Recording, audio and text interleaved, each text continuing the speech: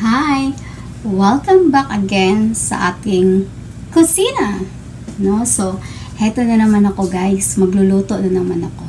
Kung natatandaan nyo po, ay nagluluto po ako.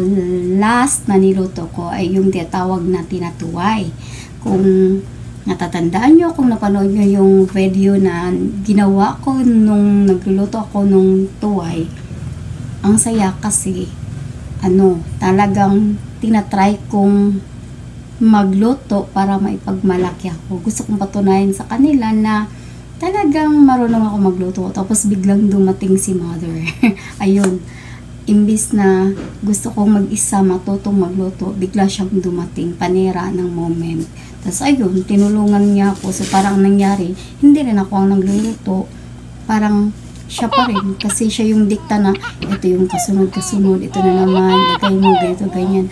But this time, sisiguraduhin ko sa inyo na hindi na si mama makakasali sa gagawin kong pagluluto ngayon. Sisiguraduhin ko sa inyo na ako na lang talaga yung magluluto. Kaya, ayun, pagkatapos nito, mapatunayan ko na sa kanila na talagang marunong na akong magluto, diba? Okay, so, itong vlog ko na ito guys, ang lulutuin natin ngayon ay yung tinatawag nating tahong.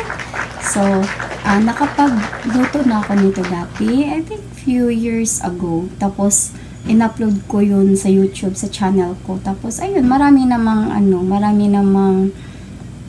nag-watch, kahit naman hindi siya prepare. Talagang lang yun, parang luto-luto lang kasama ng kaibigan. But this time talagang level up na ako. Kasi ibang klase na tong gagawin kong pagluluto. Ate kasi na level up na. Kasi yung dati na yun, parang kitchen lang yun namin, ng office, dirty kitchen sa office. Pero ito, dito na talaga sa bahay. Kaya ngayon, magluluto tayo ng tahong. Ang tahong, in English, tinatawag siya na mussel or green mussels. Ayun, yung iba naman, meron nito talagang brown na brown. Pero ito, may kasama siyang green. So, green mussels ang tawag nito sa English. Or green Asian mussels. O, diba, ang uso siya. Pero sa atin, tahong lang naman talaga siya. Sa Tagalog or sa Bisaya is tahong lang talaga. So ngayon guys, ang gagawin natin, kung dati yung tahong niluluto lang siya sa oil, but this time yung tahong ay luluto natin siya sa butter. Wow. So ito yung ating mga ingredients.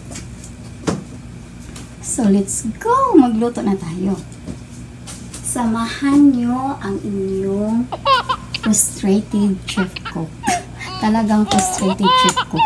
Kasi noon pa man, gusto ko na talagang matutong magluto. Gusto ko yung ipagmalaki ako na wow, ang sarap mong magluto. Wow, ang galing niyang magluto. Wow, marunong siyang magluto. Kaya lang, simula dati, kaya hindi ako nagluluto. Kasi tuwing sinusubukan kong magluto, hindi pa man ako magluluto, ayun, inaano na ako ng mga kapatid ko, kahit mama at papa ko.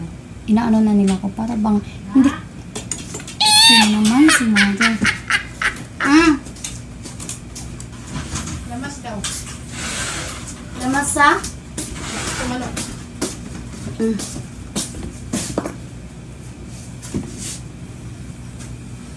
Iabot na po si mama. Ano lang luto na ako, magsamok-samok. Tuyo. Nandira, tuyo ga. Imbis mag-vlog ko, pag-vlog ko sa akong giluto, kada na lang mag-vlog ko, luto mo, starring jud ka. Ilawi rin akong luto niya, di ba lamig lagi ni kayo. Special nga tahong. Makalimot yun kasi imong pangalan ma. May nanday kag kinsa man ko. Taga-asa man ko. Lakaw na magawas na kay kinang vlog ko luto. Sa una nagsamok-samok man kakaron. Ko nagyud ni career. Tuwing nagluluto ako, dumadating talaga siya. Pag di naman ako nagluluto, di naman siya umaakit dito. Tuwing nagluluto lang talaga ako, nagtitsyempo talaga umaakit siya. Talagang ayoko na siyang makisali. Nakakainis. Tuwing tuwing nagluluto talaga ako, umiiksi na talaga siya. Ayun. Okay. Tuloy na natin guys yung ating gagawin. Magluluto na talaga tayo. Ayun. Maliit lang yung gagamitin ko na kawali. Kasi naman, kunti lang naman to. Half kilo lang naman to. Kaya,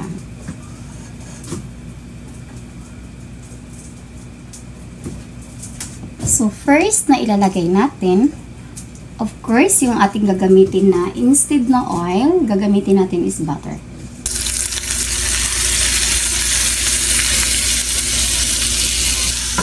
Ayan yung butter.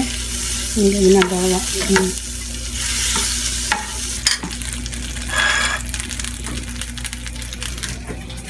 And, isunod natin ang ating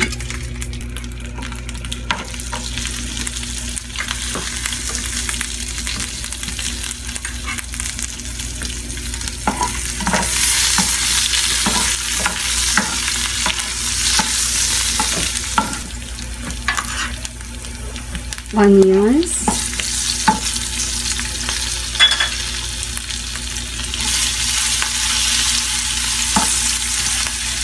Ang bango. Iba talaga kapag butter ang ginagamit. Sobrang bango.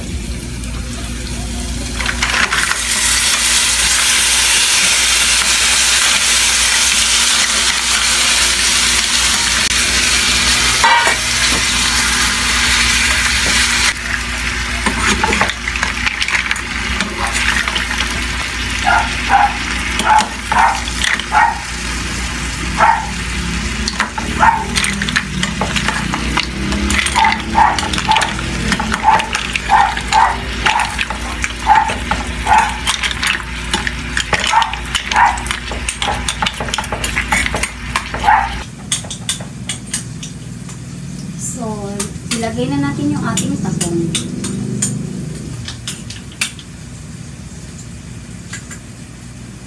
Takpan muna natin hanggang sa maluto na talaga siya.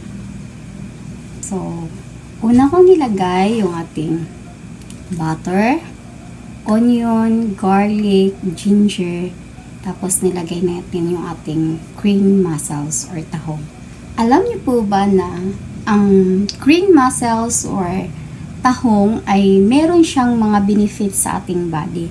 According to Health Fitness Revolution, meron silang article na sinasabing mga benefits ng pagkain ng tahong.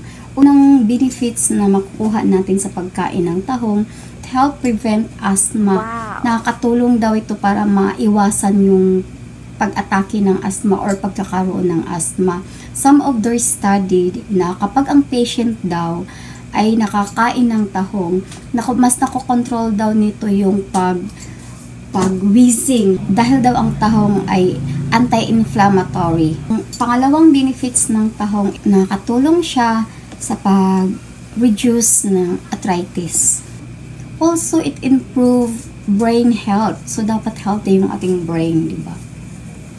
And also, nakakapag-help siya para sa pag-circulate ng ating blood papunta sa ating mga vital organs. And also, eto, okay to sa akin. Lalo na sa akin, guys. Improve mood and concentration kasi talagang moody ako. Napaka-moody. It also improve health sa ating heart. Kailangan talaga healthy yung ating heart, di ba? Ay nakakatulong din daw ito. Isa rin siya sa mga benefits na ang pagkain ng tahong ay talagang nakaka-healthy din ng ating heart. Also, lalo na yung mga like nahihirapan kang matulog, kumain ka ng tahong kasi it help daw to prevent anemia. Makakatulog ka ng mahimbing. And also, help strengthen ng teeth natin, ng ating mga ngipin, no? So, kailangan healthy yung ating mga ngipin. And last is anti-aging siya. Kaya pala, mag-40 na ako, pero alam mo na, mukha pa rin daw akong 20 times 2.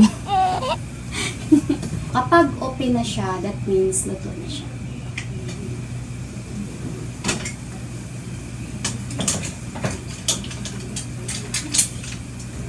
Ang bango. Iba talaga kapag ang gamit butter.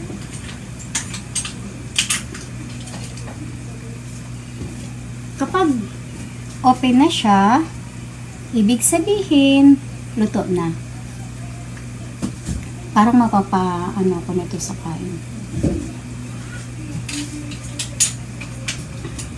Dahil butter yung ginagamit natin pag-isa, ayun, masarap siya. Tapos yung tahong kasi, kusa siyang nagpo-produce ng ng sabaw. Yung, alam mo yung sabaw palang ulam na. Hinahalo-halo ko siya para manunuot yung lasa ng sabaw. Wow!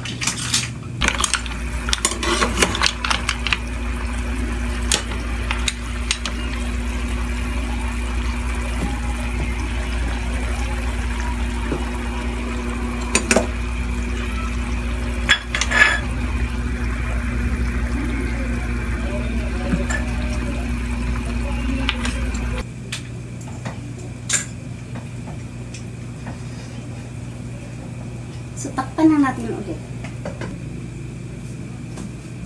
Okay, so okay na yung ating niluluto. Ayun, i-off ko na. Ayun.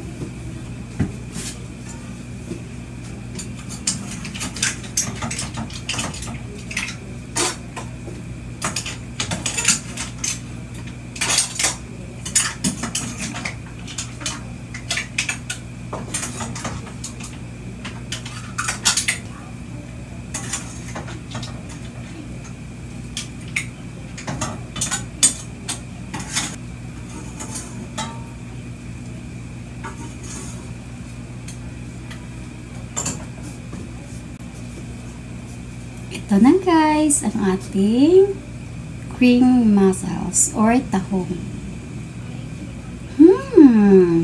Alam nyo ba, talagang frustrated chef cook talaga ako.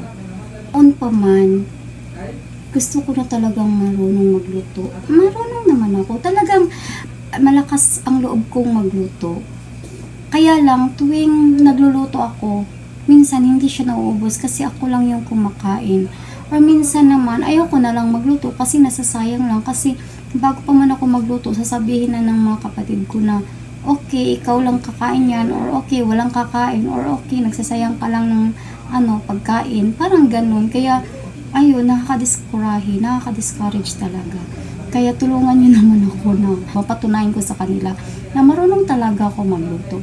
Kaya ito, excited na ako, sana kakain sila. Kung ayaw na lang kumain, hindi, wow, i-appreciate nyo naman ako.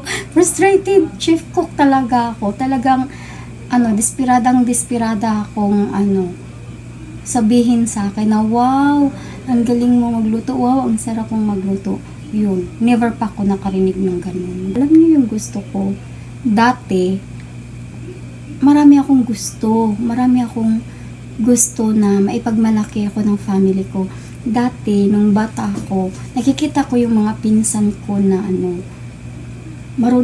naglalaba sila. Tapos, tuwing naglalaba sila, yung mga kapitbahay, ina-appreciate sila na, wow, ang galing niyang maglaba, batang-bata pa, marunong maglaba, wow, ang linis ng nilabhan niya, wow, ang puting-puti. E di, ang ginagawa ko, naglalaba ko. Ang nangyayari, walang pumapansin, walang nag-a-appreciate. Tapos, kapag sinampay ko na siya, tapos, ayun, nagre-relax ako. Maya, paglabas ko, wala na yung sinampay ko. Kinukuha na pala ng mama ko kasi nilabhan niya ulit. Kaya yun, simula nun, ayoko nang maglaba. Tapos, kaya nung dati na naman, nagluto ako. Tuwing nagluluto ako, nagagalit yung papa ko kasi mali daw yung luto ko, kasi wala daw lasa. Alam mo yun, kaya yung mga kapatid ko, ayaw din nila ng mga niluluto ko. Talagang malakas ang loob kong magluto. Masipag ako magluto. Ang problema, nag-aalangan ako magluto kasi ayaw nilang kumain ng niluluto ko. Kaya please, guys, tulungan nyo ako. Paki-subscribe, paki-share, tulungan nyo naman ako. Parang awa nyo na. Okay, thank you for watching. Thank you na sinamahan nyo ako ulit sa aking pagluluto dito sa aking munting kusina. Bye and God bless you.